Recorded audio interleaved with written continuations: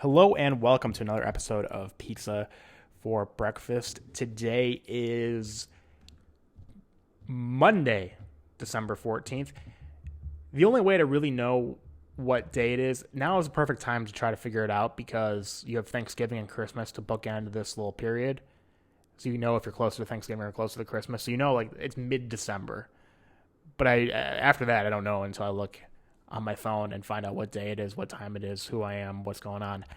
But now, approaching the holidays, it's the perfect time to really have a sense of where you are on the calendar and what's going on, which is nice because otherwise I'd have no fucking idea.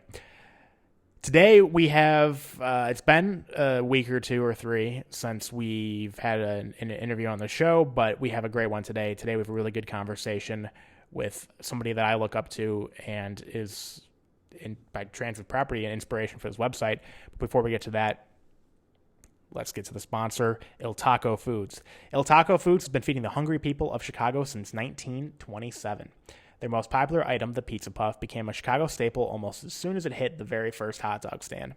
For those that don't know, a Pizza Puff is premium mozzarella, crumbled Italian sausage, and a signature home-style sauce wrapped in a pillowy yet crispy crust. And that's just the original. They have 14 different flavors. You can learn more about the flavors and where to buy them from their website, www.iltaco.com. Through 4 generations of hard work and a passion for good food, their family-run business now distributes Chicago's Pizza Puff in 38 states across the U.S. Check out the website to find out where you can get the good stuff. Again, that's www.iltaco.com. I had 2 pizzas this past weekend. One I made from scratch, and then a frozen cauliflower one. And I'm fresh out of Pizza Puffs. So I got to go to my local grocery store soon and get some Pizza Puffs. And you can go online, www.iltaco.com. Now for the guest, like I hinted at, somebody that's an inspiration for me and for this website. He is Scott Dikkers. And Scott is one of the founding editors of The Onion. If you don't know The Onion, it is a rival website here. It is a competitor in the satire space. It's funny stuff, but you don't need to go check it out. You have Velvet Hamster, it's fine. But really, obviously, The Onion is the pioneer, the godfather of this kind of satirical news. It is, without The Onion, there is no Velvet Hamster. Without The Onion, there is no The Hard Times, or even like a site like The Reductress that's kind of a satire of a woman's publication. These are all satire. These are all kinds of satire that are parodying a news organization. And Scott and I talk about this, and he points this out. The Onion was the first brand of satire that really parodied a news organization. Other satire wasn't like that. It was more like current event joke. This is what The Onion does, what we do, thanks to The Onion and setting that standard and creating that brand, is parody news organizations. And Scott was a huge part of that because he helped found The Onion when he was in college at University of Wisconsin-Madison.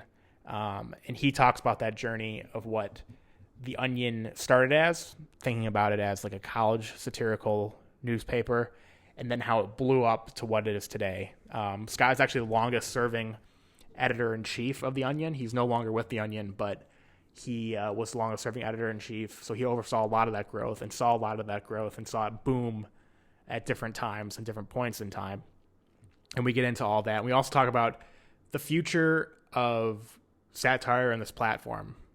Something that I really wanted to get his opinion on. I asked him, is this the ceiling? Is this the ceiling for The Onion? Is this the ceiling for us and this kind of humor in general?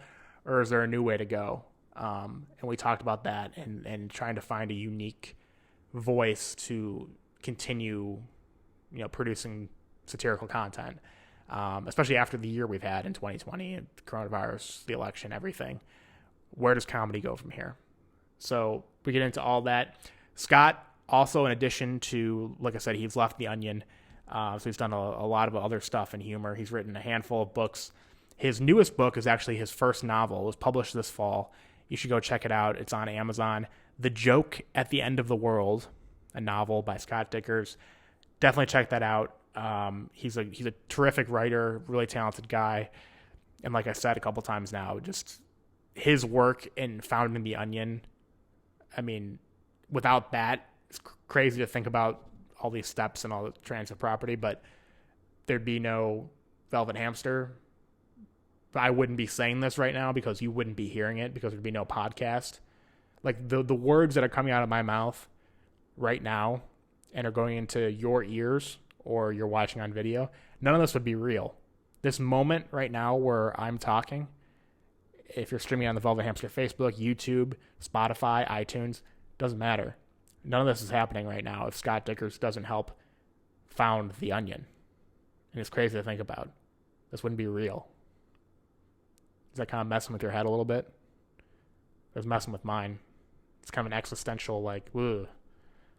Just to think about, like, one person's decision to do something leading to a handful of other, all these other domino effects to now.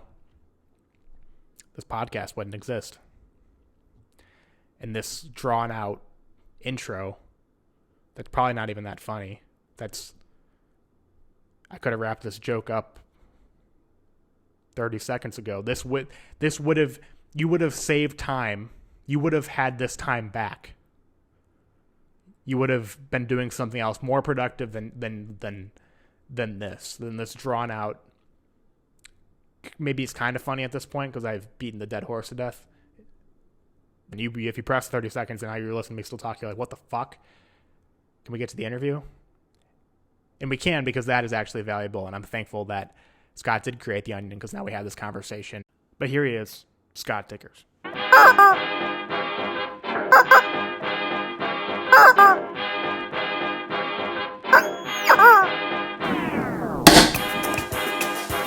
Ladies and gentlemen, Joe Kaiser.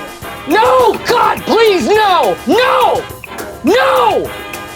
No! I went out to eat for the sake of this next joke. Joke. Order the deviled cheese and sausage. Joe Kaiser, ladies and gentlemen.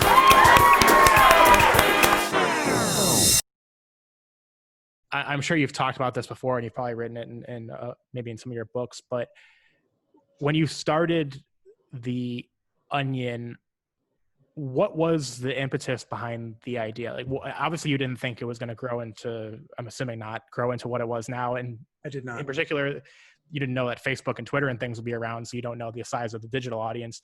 What were you guys going for at the time? We were trying to create a college humor magazine.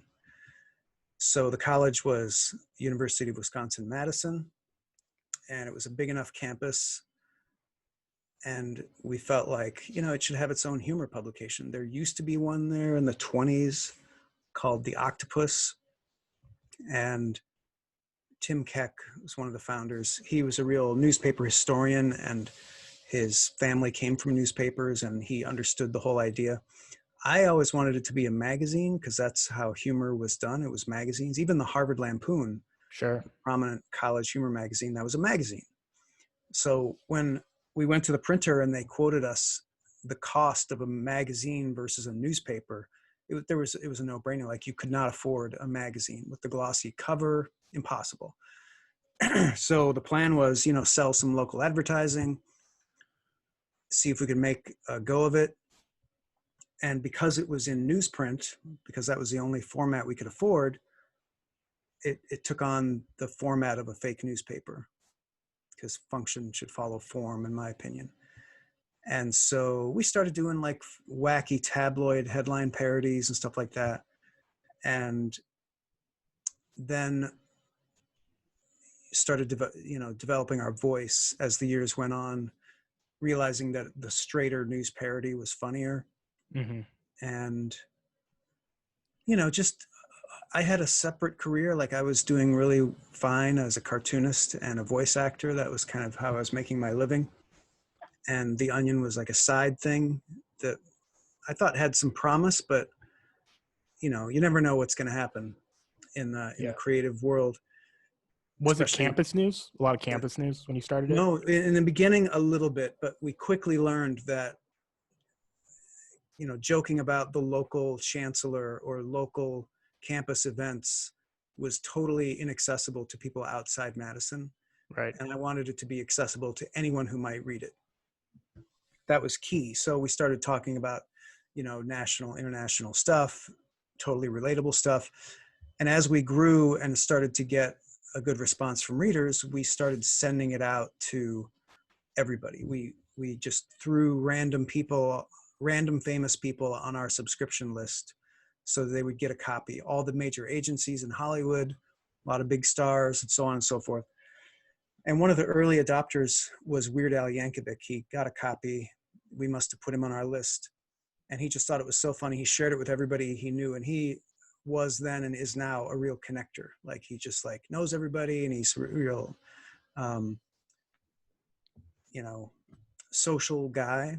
Sure. And those of us doing the Onion, just a bunch of like reclusive freaks, holed up in our dungeon, cranking out the Onion and not really doing anything else. But he showed it to people like Bob Odenkirk, and Bob stalked me for a while, like calling the office, wanting to talk to me and wanting to visit us when they came into town for the Chris Farley funeral, which I think was 96 or 7, I want to say. And that was great, meeting him. And he invited me out to LA to watch them shoot some of Mr. Show. So like that, we weren't really that famous yet then, but like people in the know, like cool people were discovering us and figuring out that what we were doing was really catching on, mm-hmm. and was really unique. And after that, we did the website, because websites were now a thing where you could put your stuff online. And then the growth kind of was exponential from there. Sure.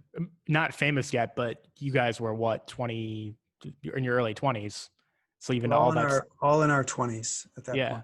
All that stuff. Oh, wait, I was like turning 30 around then. Yeah. You're turning 30. So, but I mean, still all that stuff is an incredible experience when it just started as an idea of kind of a goof. Yeah. Let's just see if we can make a go of this. Like in the first few years, I didn't have any notion that it could ever be as big as it is.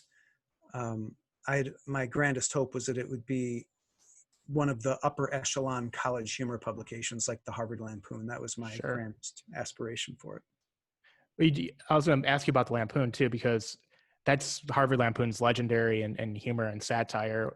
But people, you mentioned like Bob Odenkirk and Weird Al, and people this really resonated with. What do you think you guys were doing differently than, say, the Lampoon or any other publication that caught the eye of a lot of people early on?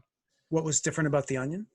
Yeah, well, what do you think was different about whether it's the content, the presentation? What do you think led to people? It was a little bit of all, but the main thing I think was that the humor writing was really sharp and the satire was really spot on, but it was such a unique format. Nobody had seen fake news done like that before. Mm-hmm. There had been fake news a little bit in, like the National Lampoon did their Sunday edition, which was, funny and satirical, but it was a one-off, Yeah. And shows like not necessarily the news or Weekend Update, we're just doing like the real news, but then they would tell a joke.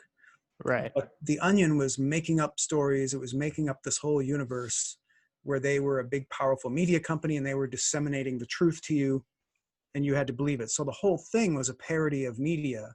It's a parody of news media, but it was also a delivery mechanism for satire. So, professional comedy people recognized that was really unique and that we were operating at a high level. And I say that, after some 8 years of trial and error, we got to be pretty good at it, as anyone would.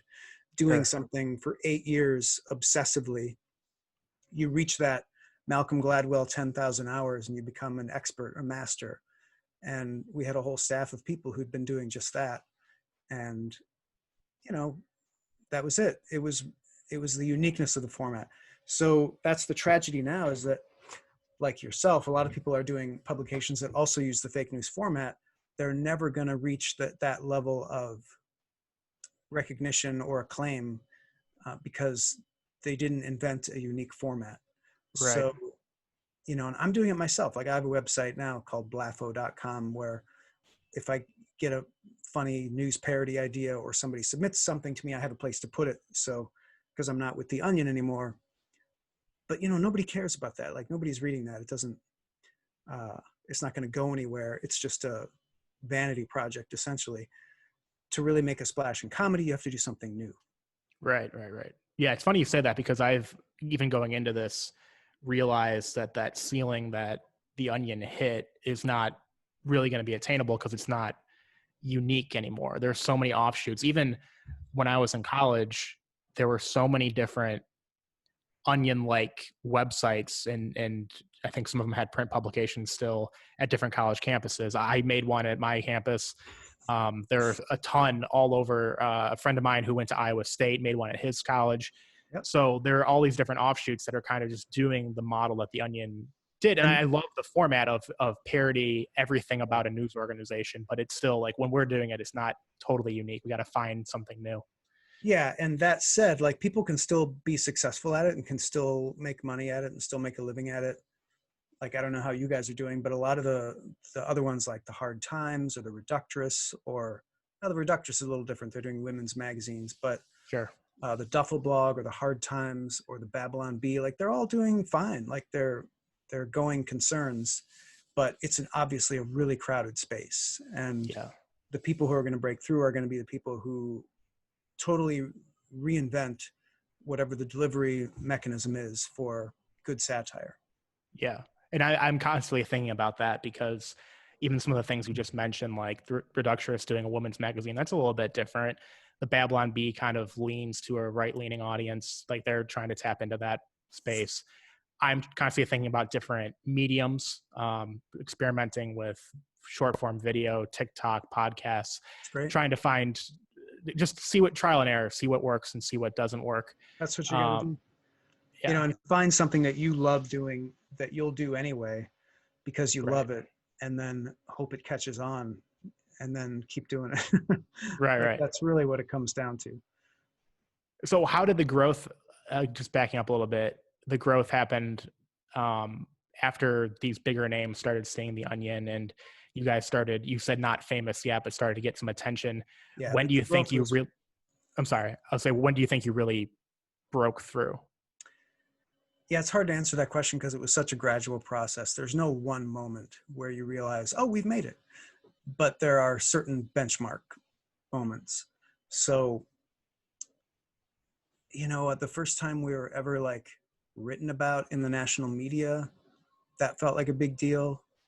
And that was in the New Yorker. Like, right after we went online, the New Yorker did a review of us, and it was a glowing review, which was great.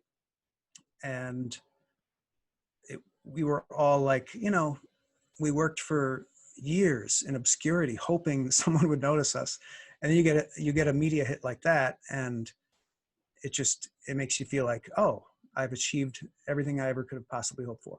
But then it wasn't more than a few months after that where we were literally besieged by media, and we were annoyed by them because we couldn't actually get our work done.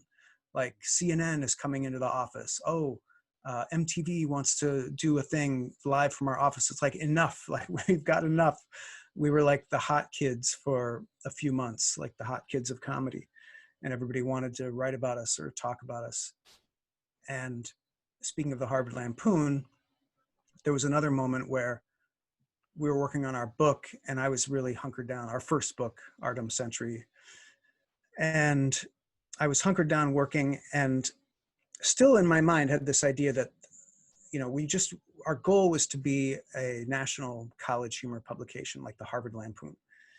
And there was an insert that came in the school newspaper in Madison, the Daily Cardinal. It was a color insert. It was a national thing that all of the campus newspapers around the country would insert into their newspaper. And on the back of it, it had this 7 questions from the editors of the top college humor publications in the country. And it was like the one at Ann Arbor, the one at Harvard, obviously, Dartmouth, etc. And the Onion wasn't in there, and I was really like, my heart just sank. I was like, what the fuck? Like, why aren't we in there? And so I read the piece, and it was like 7 questions for each editor. And the last question was, where do you want to work when you get out of college? Every single one of them said the Onion. Oh, that's great. So like, we leapfrogged everybody without even realizing it. And that was certainly a moment for me, like, oh, okay, we're a thing. We've like arrived. Yeah. People know about us, and we could actually build this into something. So yeah, those were probably the two moments I think of as like, oh, okay, we've made it. But even like after those things, those were both in the late 90s, a lot of people didn't know about us. When we did our 9/11 issue, like a lot of people talked about that and remembered that. That really put us on the map. And then in the mid 2000s, we started doing web video, and that really opened us up to a whole new demographic of people that maybe had heard of The Onion, but had never read it because they don't read. And so now there's video. And so now you're going to reach all the dum-dums who don't read. And that's a huge demographic in America, the dum-dum demographic. That's what it's officially called. Yeah. And so after that, and we won the Peabody Award for those videos, then we were kind of a household name at that point. You'd be hard pressed to ever run into somebody who didn't know what The Onion was at that point. And that's about when we got into Twitter, Facebook, YouTube, like actually taking advantage of social media, which we never did. For 10 or 15 years, we were online, just like dumping whatever we did in print on the website and not really doing anything else. Yeah. It's weird how your daydream about something can kind of change based on the medium evolving, first of all, and then just the way people react to it. Because you said you wanted to be one of the top college publication, satire publication in the Right. in the country, and then people thought of it as bigger than you even thought about it. And then you never thought about, oh, it's going to be online, it's going to be on Facebook, because Facebook wasn't a thing. Like, I always had a daydream when I was younger about doing stand-up on the Tonight Show. Like, I didn't know podcasts were going to exist. I didn't know any of these online mediums were going to exist. I think that's a sign when you have a successful product like yours, it always seems like the story kind of moves in a different way, and like the daydream kind of moves in a way that follows just how people react to it. And you have to accept, like, okay, it wasn't what I thought it was going to be, but now all of a sudden it's something bigger and better. Yeah. And for me, the bottom line is always checking in with myself to make sure I'm really enjoying what I'm doing, because I've been writing funny stories and drawing cartoons my entire life. And I didn't get paid penny one for doing any of that until I was in my 20s. But I would have kept doing it. Like, I loved doing it. It gave me pure satisfaction. And I'd be doing it today, even if I went into some other line of work like insurance or something. I'd be doing it in my spare time. So the fact that people actually responded to some of the stuff I was involved in and liked it is just icing on the cake, you know, so I can make a living at it. But that's so critical for me. Like, I don't want to be doing anything that feels like work. I'm lazy. Like, I'm an incredibly lazy person. So I just want to do what I want. I don't want to do anything I don't want. That's pretty basic. But obviously you have to at some point. I think one of the whole tricks of a successful life is learning how to do the things you don't want to do, but within reason. Like, I think if the ultimate goal is to do more of what you actually want to do and less of what you don't want to do, then you're going to have to do a lot of things you don't want to do, especially at first. Like, what's that saying? It's such a great saying. An easy life today is a hard life tomorrow, but a hard life today is an easy life tomorrow. I love that. So you got to put in the work. Yeah, you got to put in the work. You got to invest. Yes. What you put in is what you're going to put out. Yeah. Yeah. Absolutely. And for us, it was a lot. You would look back on that and you would say, oh my God, you guys were working 12, 14-hour days doing comedy. That's a lot of work. That's a lot of investment. But it wasn't really. It was just me being me. It was just, that's what I wanted to do. Like, I loved it. Right. And I was obsessed with it, and I have no regrets. So when you were in school, what were you thinking for as a career path? Was that what you wanted when you were actively, when you're doing those 12, 14-hour days, you were thinking about this, turning it into a career? Or was it just, you loved it so much and then it just happened to become a career? Like I said, I was always doing something. Like, I mean, I had minimum wage jobs and stuff, but when I was in college, my goal was to get an education. I wanted to learn about history and philosophy and science and all the stuff that I thought high school, didn't really give me. I wanted to be a well-rounded, educated person. And I dropped out as soon as I felt like I got that, which is about 2.5 years in. and you know, a lot of minimum wage jobs before I sold my first comic strip, and then I s- I got a hit with my like third or fourth comic strip, and started making a living as, you know, drawing comics. And this is all before the Onion, and so I was already working obsessively, like creating comedy, even before the Onion. So it was already my job. And then I got into voice work as a separate thing, which, you know, I guess that's doing comedy too, because it was mostly like humorous Sure. ads, or, you know, pieces or whatever, cartoons. And so I was pretty happy, and I was still doing a lot of stuff for free. Like on the side, I was doing a lot of radio comedy with my buddies, and we started doing the Onion radio news at the Onion really early. And, you know, the Onion to me was just a new fun thing to do. And I was delighted when it took off. But yeah, so I always knew that I was going to do something in comedy. I didn't care what, like, I just loved doing it. And so whichever, I had my finger in like every pie. So whichever pie like started paying me the most, that's the one I would invest the most time in, Yeah. to maximize that. And that's kind of what happened.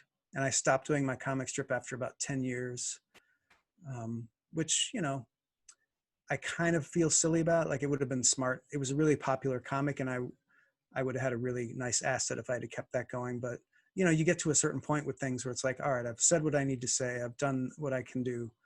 It's time to move on. Right. Yeah. And I don't know if you're like me, I kind of get the same way, having your foot in a lot of different places within humor, but getting bored on a project pretty easily, like always Oh trying to yeah. evolve it. Yeah. Yeah. Like, I learned I can't be doing feature films because I get bored. It takes too long to write it, produce it, edit it, promote it. That's like 2 years sometimes. Mhm. And I'm pretty much bored after a couple, 3 months. Yeah. So the Onion's perfect because it's a week cycle. Comic strips are perfect. I'm writing books now, which is perfect because I can write a book in a month or two, and it's gone and out. Like, if it's any longer than that, I start to have second thoughts about it. And I'm thinking, well, this, whatever it is comedically that I'm trying to communicate with this project, is evolving. And by the end, I have a different thing that I would want to say, but I'm still slavishly devoted to finishing this thing I wanted to say 2 years ago. I have a hard time with that. Yeah. I'm the same way. And I think it's a kind of a, I think of it sometimes as a flaw, but also it forces you to try new things and jump into different things and kind of be more Yep. well-rounded that way. Yeah, it may be a flaw. I don't know if I need to use a value judgment word like like Sure. fault, because Yeah. it's part of who I am, and I need to work with that. You know, Right. I've learned, I'm old enough to know now that I can't fundamentally change who I am. I'm best just going with the flow. And if this is who I am, um, I'm just going to go with it. So how did you guys keep evolving the Onion? Now, we've talked about a little bit of it with the video stuff to people that didn't want to read, which is a huge demographic. But as time went on, and especially being online and not knowing what the online space is going to offer you, how did you adapt to the different mediums? Well, that was kind of my job. I was the point man on that. And I was always forging ahead in any medium that was open. So started doing radio right away. We did a comedy CD and a TV pilot really early. And we sold a few TV ideas. We did a book. We started doing podcasting as soon as that was available. You know, basically took our Onion radio news, made it a podcast, and then started doing the video as soon as that was available. And it was just a matter of like, okay, how do you take what the Onion is and, you know, transport it to this new medium so that it works? Because a lot of people think you can just take the same jokes and put them in the new thing and it'll work. Mhm. And it's just not how it works. Every medium has its own rules and its own expectations. So I loved the experimenting in all the different mediums, figuring out what worked. And, you know, we had pretty good success in everything we tried. We almost did a stage show, but that didn't happen. They made a movie. I started working on the Onion movie, and then I left. Oh, yeah. Then they finished it, and then they hired me back to try to fix it, but it was too late. like couldn't be fixed. And yeah, Even within digital, one joke might work on Instagram, but it won't work on Facebook. So you have to be kind of intentional about how you're putting out content. Did that joke may be writing true. I change? never got into the weeds that much on it, like in terms of Yeah. like the different social platforms, because mostly it was just taking the headlines and putting them on the various social media platforms. Did joke writing change for you guys once you went online? I know you went online pretty early, but The only thing that changed, like I said, we spent 10 years or so just being online, doing the same thing we did in print, no different. Paste it on a website, put it up. And after about 10 years, we hired Baratunde Thurston to be our director of digital, and he's a very savvy digital person. Like he understood social media and all this stuff. And he said, you guys got to be on Facebook, you got to be on Twitter.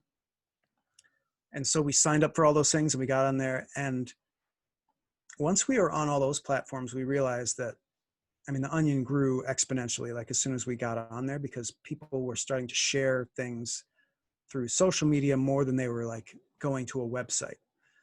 So that sparked a big change, because in print, the Onion had always had like a 2-week lead time on big stories.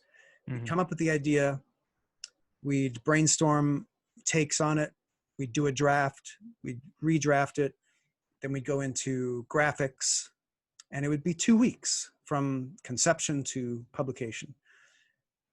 And around about 2012 or so, we realized actually the audience thinks that all of our stuff is current events based. They think that we're responding to current events, but really we could do the Onion without ever watching the news and just do what we do, because we're just making up stories about issues that seem current, like gun control, abortion, sure. Throw the president in there, you know, and it seems really current, but we weren't responding to the news like the Daily Show does, for example.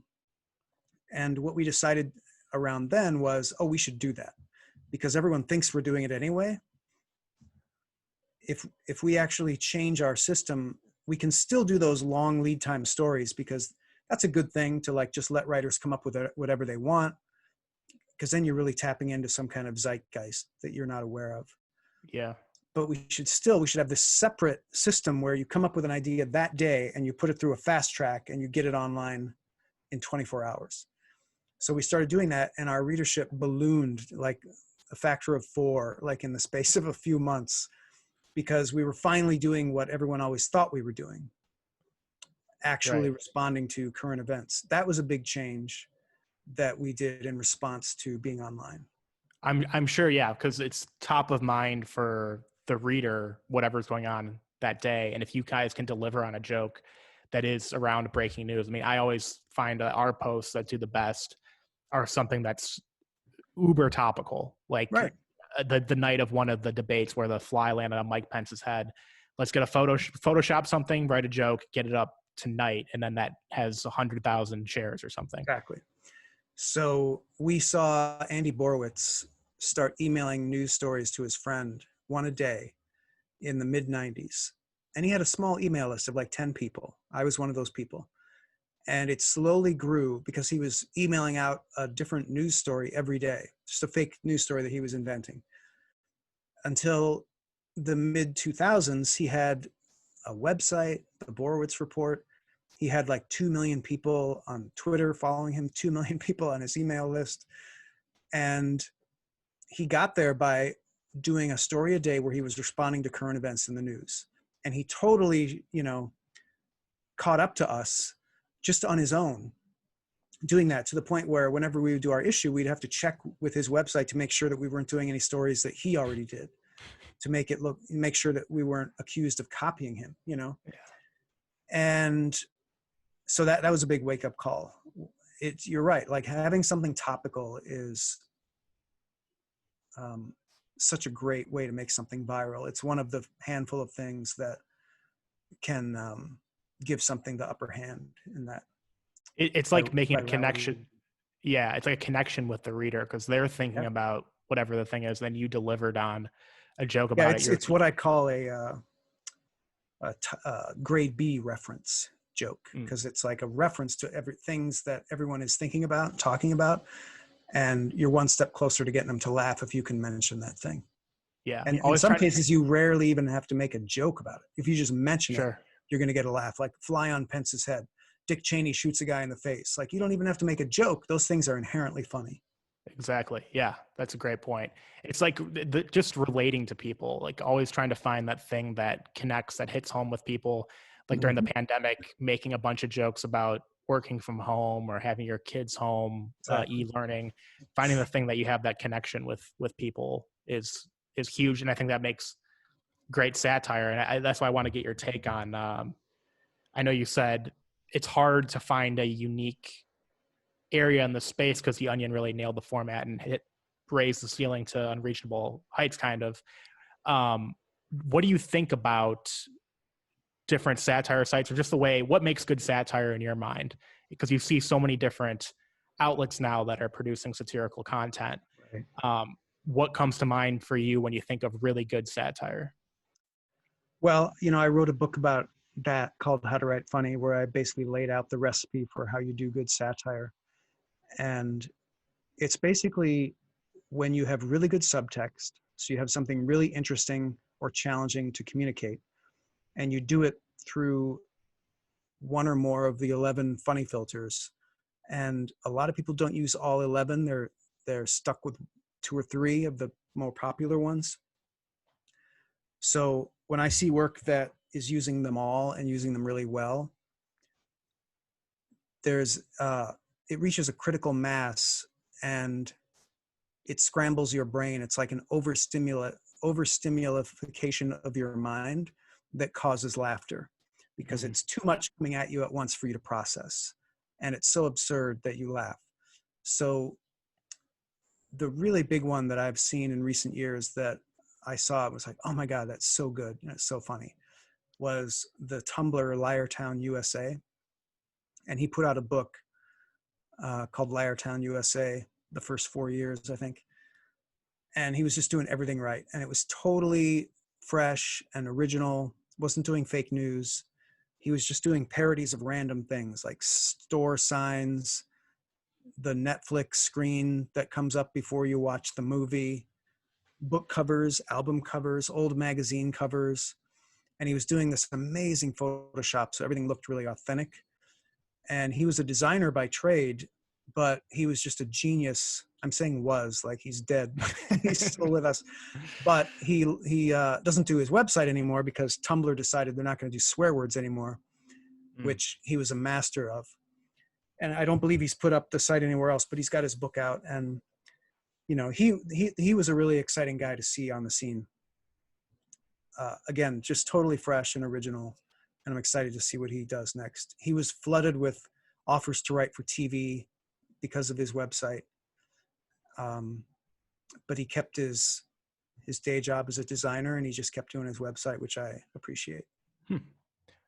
There's something just really attractive about parody and satire. I don't know what it is, that no matter what area of comedy I've done some work in, whether it's this or writing short videos or stand up or whatever, that idea, because you mentioned the parodies that he was doing of like street signs and stuff, for some reason that brand of humor of always just parodying everything always resonates with me. I don't know if you have any like thought about why, for you, because I know it hits home with you too, why that is such an appealing brand of comedy. Well, we all love parody. It's one of the 11 funny filters, and it's a good one. And it's also a reference because we've seen signs. We've all seen signs. We've all seen signs. We thought that's a ridiculous sign, So it's just a fun little way to tweak somebody and mess with them, to show them a sign that seems real, but it's fake. And you can communicate so much. I just like anything that feels new, like anything that feels like nobody else is really doing it is really exciting for me to see. What do you think about in the future now? I'm really interested in this landscape of kind of post-pandemic, post-2020, post-Trump, everything humor, where to see where we go. I think there's a chance like people gravitate towards really silly content because this year was so heavy and they want to get back to more slapstick, more silly things that don't remind them of everything that just happened in the world. Mhm. Do you see any kind of shift, either based on the way what's happened in the news, where the way satire is going, the way comedy is going, about the future of, not, I don't want to say the future of humor, that's too broad, I guess, in satire and in comedy? Yeah, so I was talking to a friend of mine who is sort of a humor expert, and she was saying she thinks there's going to be an explosion of madcap, non sequitur type humor as a result of Trump. And I don't necessarily think that's true. I feel like we've already been through a trend of madcap. Millennials and Gen Z really seem to enjoy that style of humor. Where I think it's going and where I'm going is, I feel like, while there's always a trend going in comedy where one or two of the funny filters are getting a lot more play, we're moving into more wordplay now, which is surprising. But for a long time, it was like madcap and non sequitur, but with really good subtext. I feel like the future is going to be more of a broad representation of humor styles with emotionally driven story at its core. So I feel like the more fluffy, short hit type stuff like the Onion did, you're probably still going to have stuff like that. But I feel like the future is in emotionally based storytelling, less so than like jokes. So that's interesting, because, and I'm just making an assumption, I've kind of wondered if there'd be more of a gravitating toward jokes just because people want a quick hit. But I also see what you're saying then too.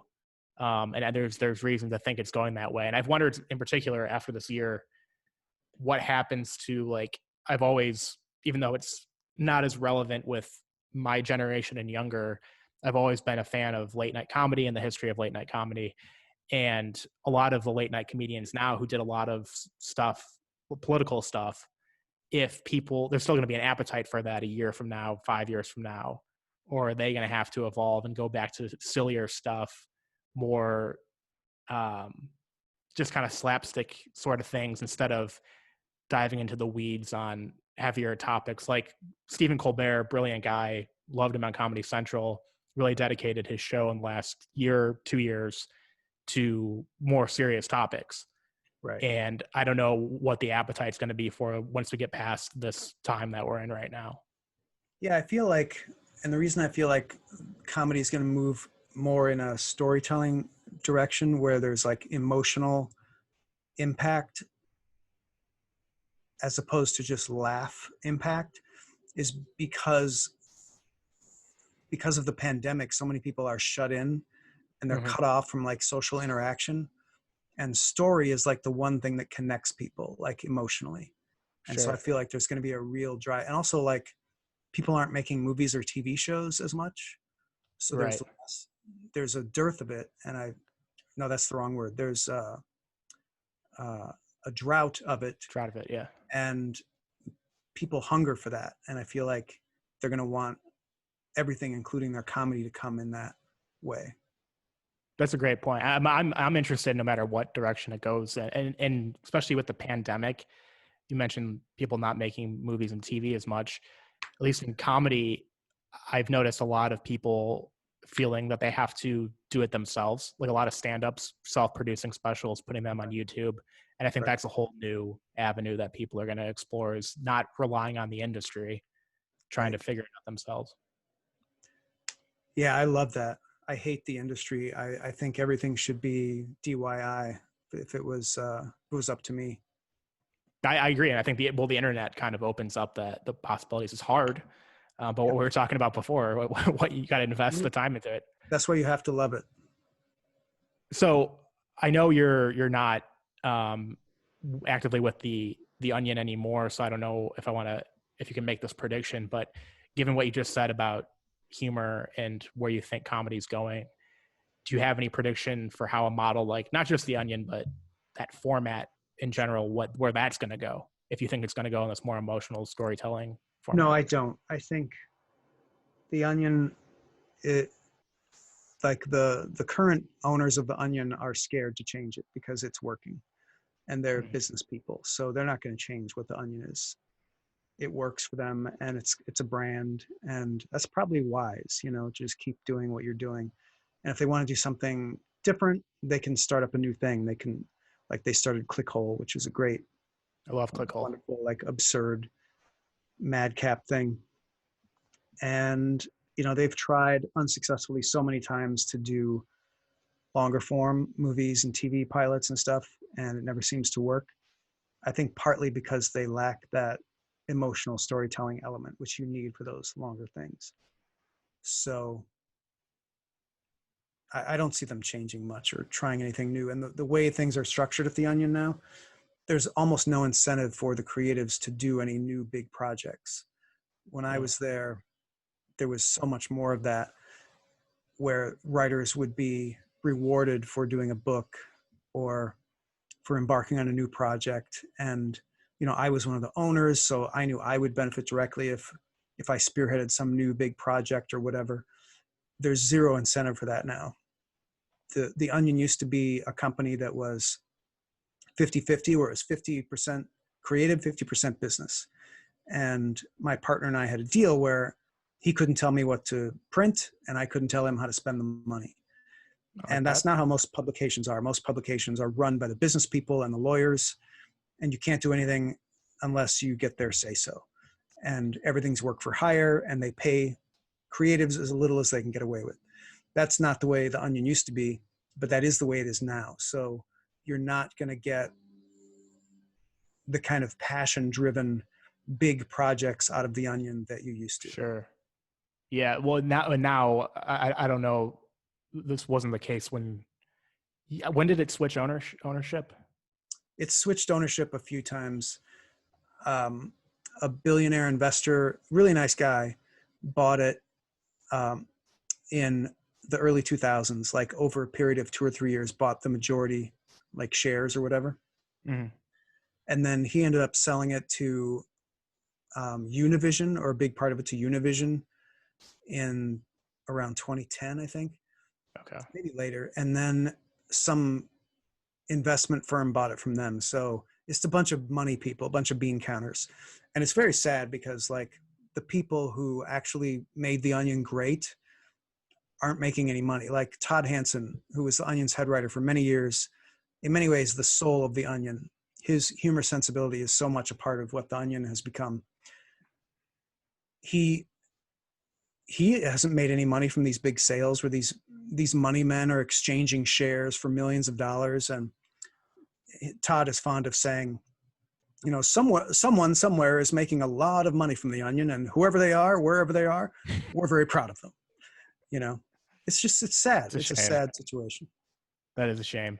I was going to say right now, with the parent company, I mean, I don't know how it's exactly structured, so correct me if I'm wrong on any of this, but they own Deadspin and Jezebel, and and I think the AV Club with the Onion and Gizmodo and all this other stuff. And it seems like they're all kind of run similar, or like the way they're designed is similar, at least. I know a lot of writers left the Onion because of that, because they lost a lot of control over how the news stories are presented, because they wanted to make them uniform or whatever.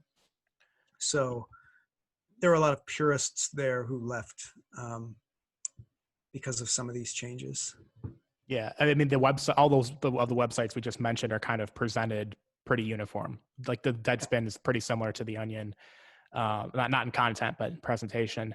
But it sounds like you said you think it's a good decision, or it seems like a good decision if they don't, a good business decision if they don't change. Do you think there's always going to be that market then for something like that? Well, I think once something is no longer in the hands of the visionary founders and it's now run by bean counters, it's going to lose a lot. Like, it's not going to have the same passion behind it that it used to. And so anything that gets big enough, it starts to become more ossified and more conservative, and it takes far fewer chances Like we took so many chances in the early days because we felt like, yeah, what have we got to lose? You know, let's try it. Yeah. They're not going to do that now. They're going to have a big board meeting and all these old men in blazers and tucked in polo shirts are going to discuss, you know, what's the smartest business strategy. And you're never going to get anything creative to happen. Right. It's just how it is. Something reaches a certain size. You can't do that anymore. That's just how it is. There's not enough of an incentive. I mean, there is incentive, but not right in front of you that you can see. Yeah, there's no big incentive. There's a disincentive because what if it doesn't work, you know? Right. So yeah, that's just how things go. Like if you have a big network show or a big mainstream movie, like the same thing, they're not going to take any chances. There's a lot of money at stake and nobody's going to take any chances, you know? So it has that format. I don't want to say specifically the Onion, but that format reached its ceiling unless people start, like people at the Onion or Babylon Bee or here. If we start reinventing it, obviously there's new heights to reach, but the Onion audience is huge. It's like 7 million people online on Facebook. Is that the ceiling? Oh, as far as how many people it can reach? We're just like, yeah, like everyone knows the brand now. Right. That I don't know what could be different that would make it pop to a whole new level unless they reinvented something or changed the format, changed the content, came out. Yeah, I mean, I haven't seen any big changes in the way the Onion, I haven't seen any new Onion projects that have been really eye-opening for like 5 years. And that's a long time. Yeah. In the Onion's history. We'd usually have at least 2 or 3 big new like eye-opening projects every 5 years. And the fact there hasn't been one in that time is very telling. Sure. But no, it's just interesting. Yeah, I don't know what's going to happen. I mean, I am impressed by all of these other publications that are inspired by the Onion's voice to do something like the Onion, who are doing well with it. Like that's impressive to me. I don't know how you do that, because to me, the going with something that's original that hasn't been seen before is the more bankable way to really become a hit. Yeah. But, you know, people are smart business people and they can make it work. More power to them. I think that's great. Yeah. I mean, I've definitely found that people love satire and satirical news. So that's how we've been able to build a nice size audience. But it's always, people will say, if they don't understand our website, oh, it's like the Onion, to like explain it to people. And it's always like that, like the Onion. How about we just are Velvet Hamster? How about we just are ourselves? And that's going to come from producing unique content. It is. Yeah. And it reminds me of when the Onion was new, people were like, what is this? We didn't have a thing to compare it to. We couldn't say, oh, it's like the Onion. Exactly. Yeah. There was no thing it was like. So people were just bamboozled for like 7 years. They were like, what the hell is this? It's a newspaper, but it's funny. I don't get it. And so it was just a matter of plugging away. We thought it was funny and we knew eventually they'd catch on. Yeah, so sometimes it involves doing things that confuse. Like a lot of the best humor that really breaks through does confuse people at first. If you think of something like Steve Martin, you know, or Andy Kaufman, whose humor was really bizarre and rubbed a lot of people the wrong way. Once it breaks through, people realize how trailblazing it was. And that's exciting. When you put your faith in something that is so experimental and so new that nobody gets it.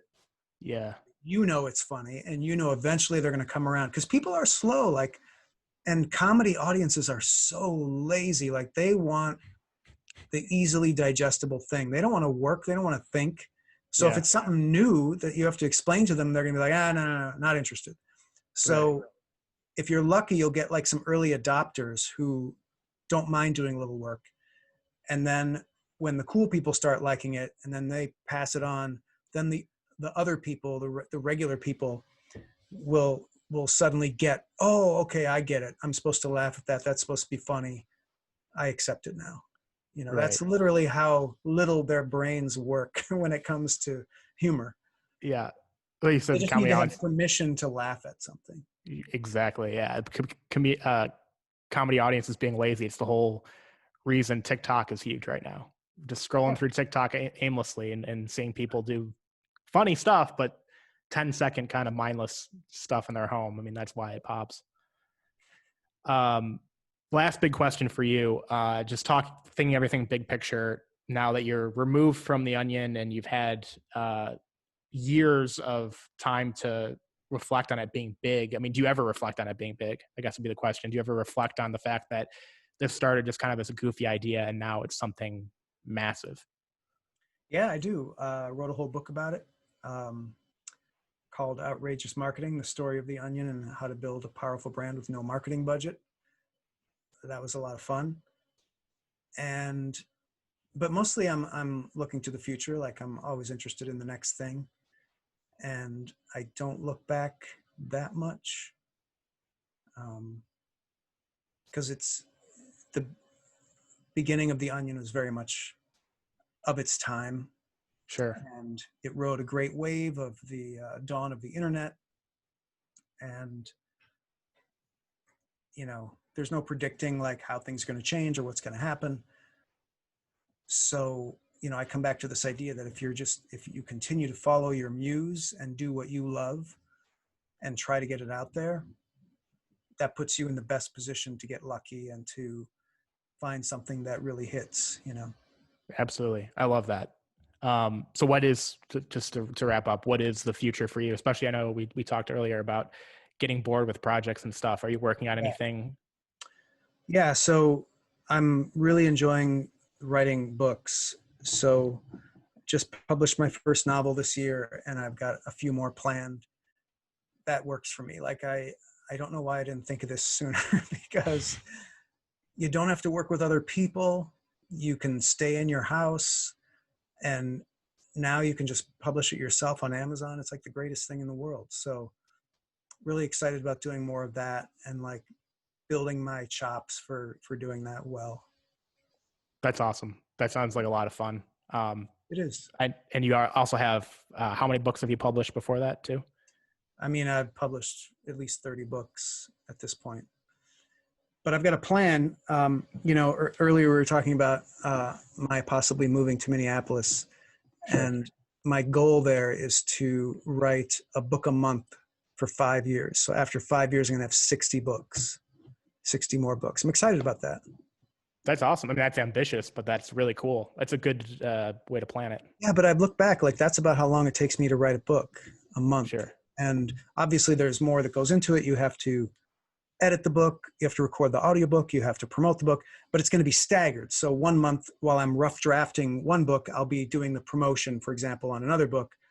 So it's like a 3-month process for each book, but I'll always have a book in the pipeline.